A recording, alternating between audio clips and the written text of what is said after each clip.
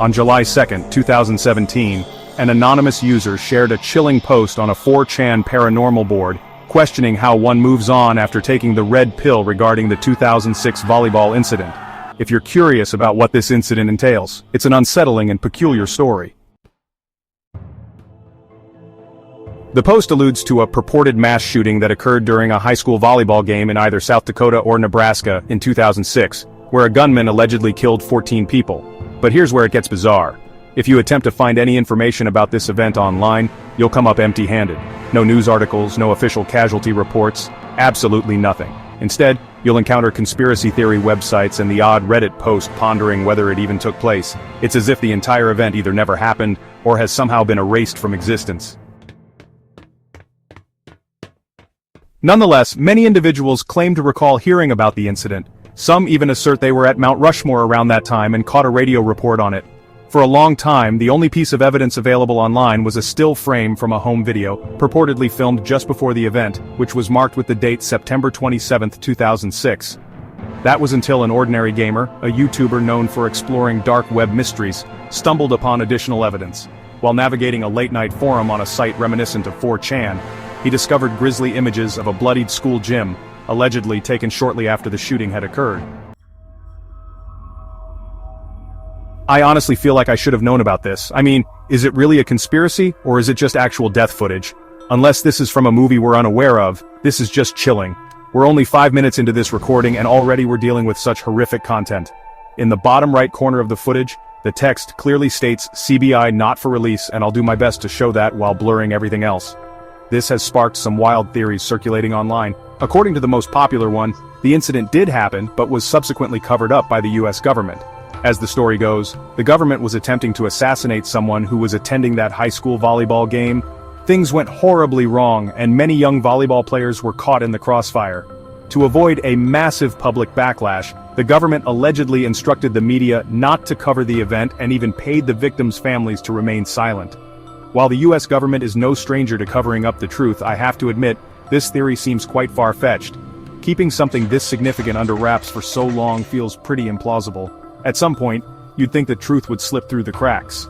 A somewhat more reasonable explanation is that this could be a classic example of the Mandela effect, where large groups of people collectively misremember an event.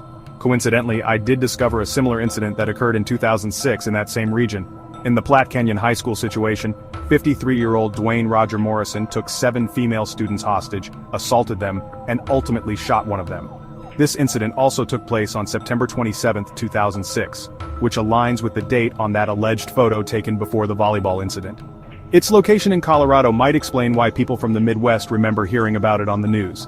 However, there are significant differences. Notably, the Platte Canyon incident had nothing to do with the volleyball game, and there was only one fatality. With that said, the most likely scenario is that all of this is simply a hoax. While researching this incident, I came across an intriguing post on the forum Above Top Secret from 2017.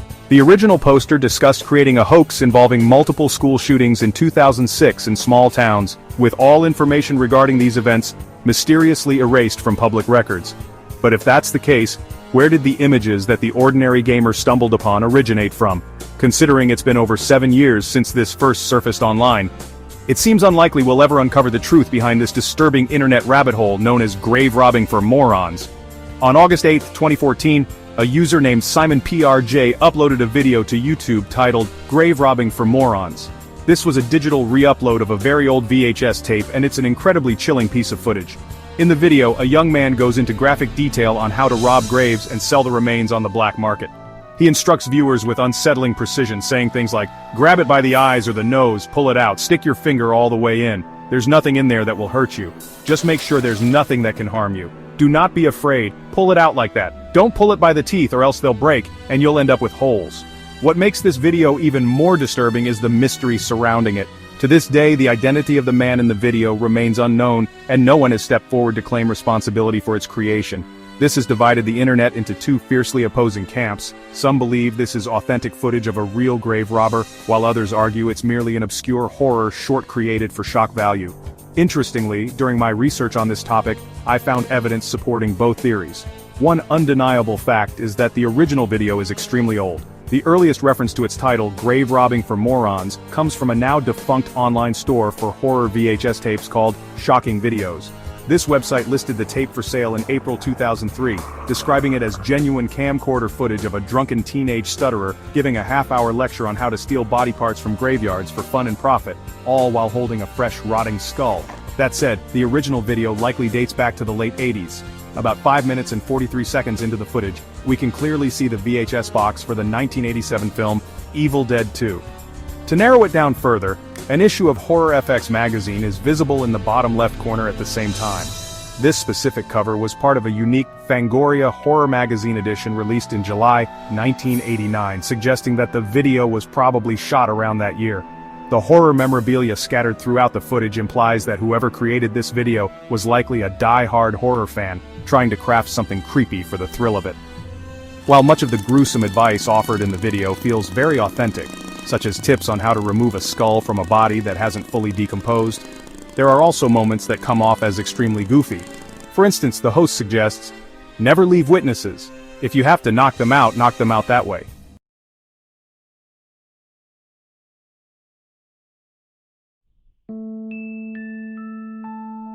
The suggestion to knock out witnesses adds further credence to the theory that the individual in the video lacks any real grave robbing experience and is simply fabricating everything for the sake of the footage.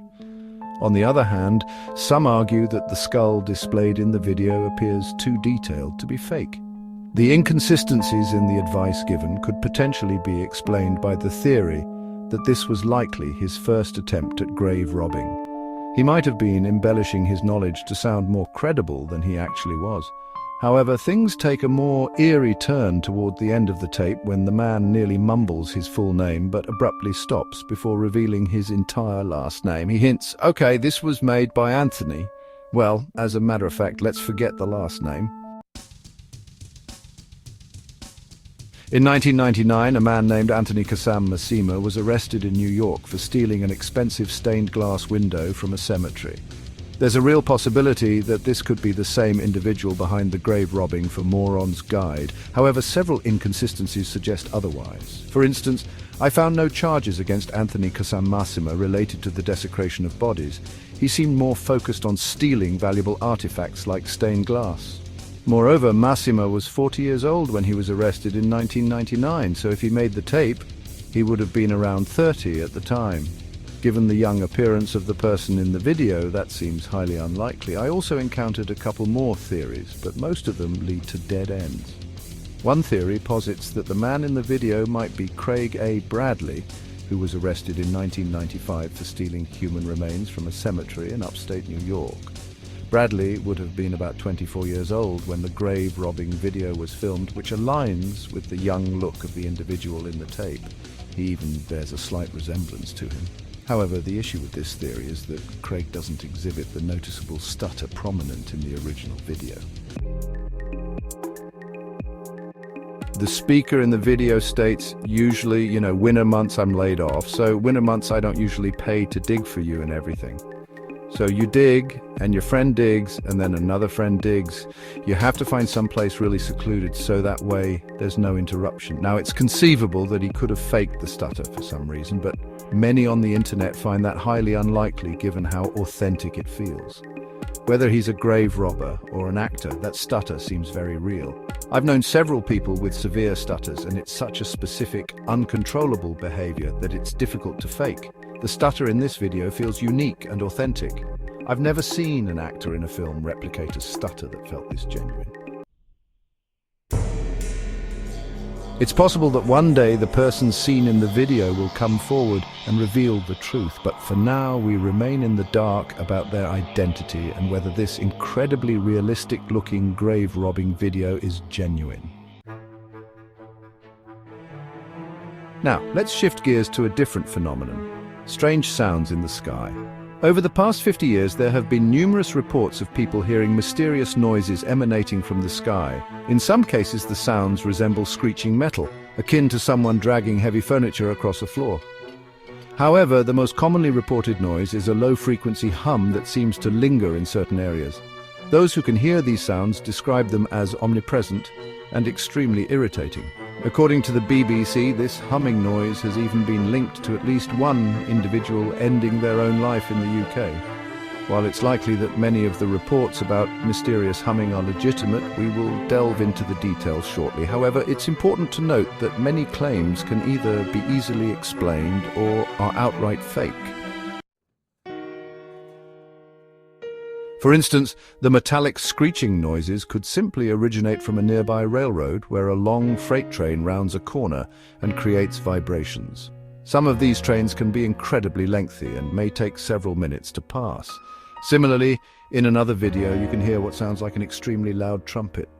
The original poster of this video labeled it as a judgment trumpet, referencing the divine trumpet described in Christian doctrine.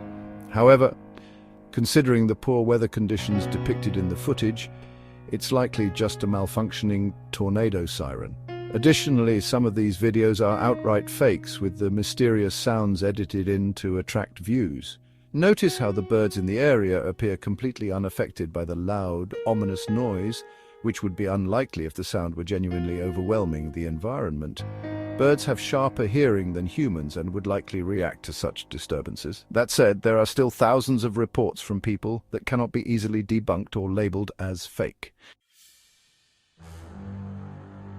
And this strange phenomenon seems to trace back to Bristol, England, in the late 1970s, when the City Council received hundreds of complaints from residents about a peculiar noise that was audible at night.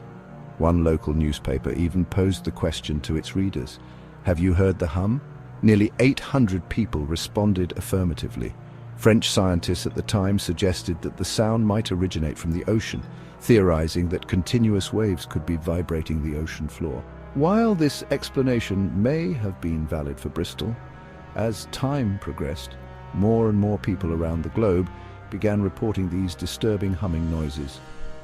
It seems that the Bristol hum is still present to this day.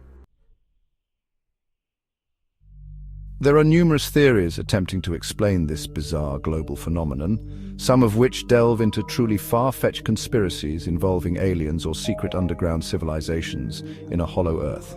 However, the most plausible explanation I've encountered suggests that these sounds are more connected to the listeners themselves than to their surroundings.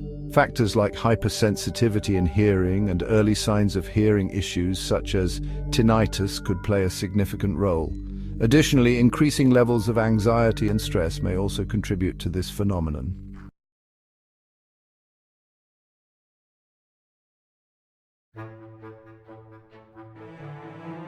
A BBC researcher noted that she only heard the hum when she was exhausted and stressed, which further supports the idea that this mysterious noise could be a psychosomatic or stress-related phenomenon. During my research, I even came across a video claiming to capture the strange humming sound. However, when I watched it, there was nothing unusual, just regular environmental noise. It's entirely possible that the person who recorded it was hearing something from within their body and misinterpreting it as an external sound, which aligns with the stress-related theory. That said, this doesn't explain the hundreds or even thousands of other videos that do include the hum. Given the endless possibilities for each individual case, I doubt we'll arrive at a concrete answer anytime soon. Now let's discuss an unsettling incident involving John Lang. On March 20th, 2015, a YouTube channel named Lang Marine uploaded a 3.5-minute video titled "Fresno Le Harassment Ford Crew Cab that stalked me in my residence numerous times." The video showed the same vehicle driving past the camera twice within 3 minutes.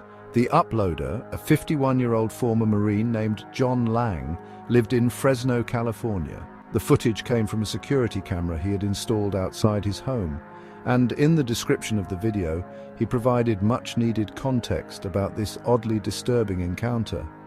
According to Lang, he was critical of how the Fresno Police Department and Fresno Fire utilized their budgets online, and in retaliation, he claimed that they began stalking and harassing him.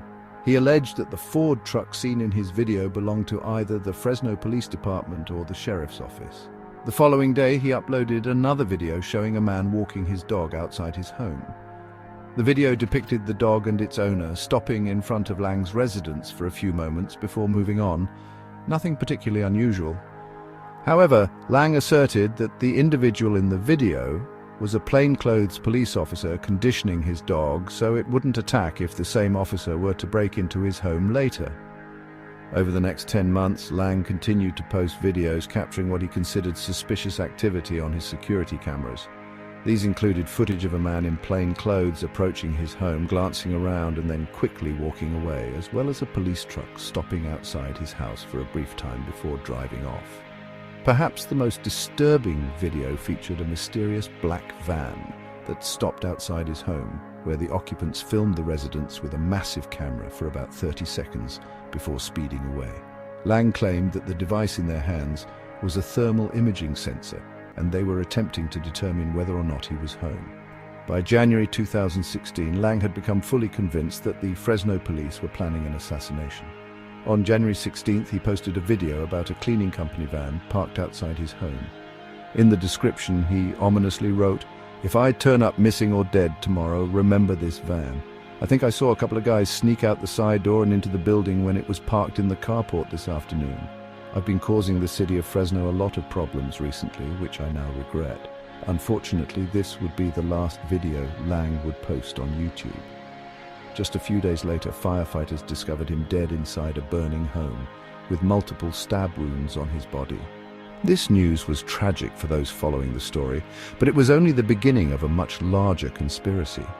When the news of his death initially broke, reports indicated that he had several stab wounds on his upper back. If this were true, it would lend credibility to all of Lang's concerns about being targeted for assassination. This also positioned the Fresno PD as the primary suspect in Lang's murder. However, when the Fresno coroner released Lang's autopsy report, it only mentioned 3 self-inflicted stab wounds on his chest, with no reference to any stab wounds on his back. Was the earlier report erroneous, or were the Fresno police attempting to conceal their crime? This inconsistency sparked significant backlash and even led to a petition to reopen his case, but it has remained closed to this day. The John Lang case lingers as a mystery. Was he genuinely being stalked, or was he simply suffering from severe mental illness and paranoia? From my research, the answer appears to be a combination of both. First and foremost, it's important to note that the Fresno police are well known for their corruption. A Reddit user recounted a story about the PD, stating, my friend's dad was FPD for decades, and Jerry Dyer showed up with some officers and threatened him back in the late 90s. Given this context, it wouldn't be surprising if the police were intimidating Lang. Did the Fresno PD retaliate against him? Perhaps. However, it's also likely that Lang was becoming increasingly paranoid and losing touch with reality over time. From what I can observe, the man seen walking his dog was merely doing just that, walking his dog. The claim that he was somehow conditioning Lang's dog in just a few seconds seems far-fetched. As for the suspicious van, that can be explained quite easily. The device visible in the video was simply a film camera on a gimbal, not some cutting-edge thermal imaging sensor. It's plausible that they were indie filmmakers who lacked the proper permissions from the city to shoot in that area. Yet all of this is just conjecture on my part. The real evidence pointing to Lang's deteriorating mental state is the fact that he turned off the cameras in his home just a day before the incident. The last saved footage from those cameras showed him sitting with a kitchen knife in his hand. Moreover, when the fire department arrived at the scene, they found all the entrances to his home securely barricaded from the inside. If this was truly a murder, the killer wouldn't have been able to escape the crime scene without removing one of those barricades. Ultimately, if there was a significant murder conspiracy behind Lang's death, I doubt we'll learn about it more than 8 years later.